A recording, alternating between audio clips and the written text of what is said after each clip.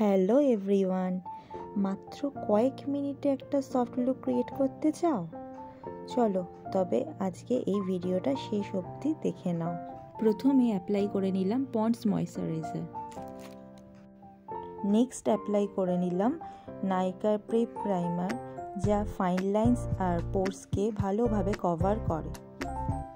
Next step হলো skin correction. স্কিনে যেসব জায়গায় ব্ল্যাক স্পট প্যাচেস থাকে সেগুলোকে পুরো ইভেন টোন আনার জন্য কারেকশন করতে হয়।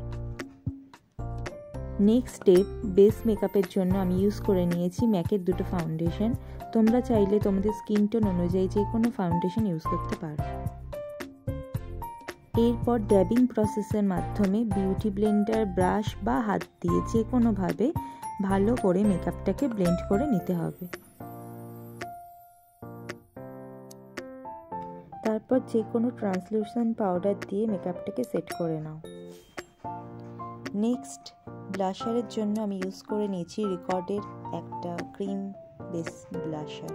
তোমরা চাইলে যে কোনো পাউডার ব্লাশও অ্যাপ্লাই করতে পারো। সেম ড্যাবিং প্রসেসের মাধ্যমে ব্লাশটাকে ভালো করে ব্লেন্ড করে নিতে হবে। নেক্সট স্টেপ হলো আইব্রো ড্র।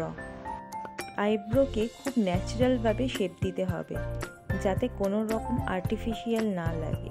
এরপর আসবো আই মেকআপে।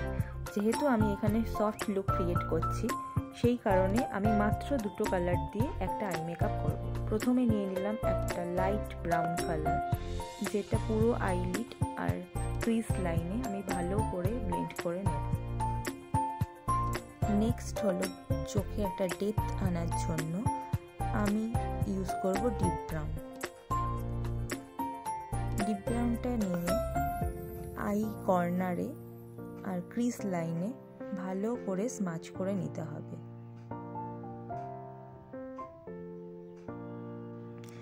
ঠিক একইভাবে লোয়ার আইলিডেও লাইট ব্রাউন আর ডিপ ব্রাউন দিয়ে ভালো করে স্মাচ করে নিতে হবে। আর যেহেতু এটা একটা সফট মেকআপ লুক ক্রিয়েট করছি, তাই জন্য আমি এখানে কোনো রকম কাজল বা আইলাইনার ইউজ করব না। নেক্সট লোয়ার আইল্যাশ আর আপার আইল্যাশে আমি মাস্কারা অ্যাপ্লাই করে নিলাম। আর একটা সফট লুক ক্রিয়েট করার জন্য আমি আমার এই মেকআপে কোনো রকম কন্ট্যুরিং করিনি। এরপর আমি একটা লিকুইড হাইলাইটার ইউজ করে নিয়েছি। তোমরা চাইলে পাউডার হাইলাইটারও ইউজ করতে পারো। তারপর আমি বিউটি ব্লেন্ডারের দ্বারা ভালো করে ব্লেন্ড করে নিলাম।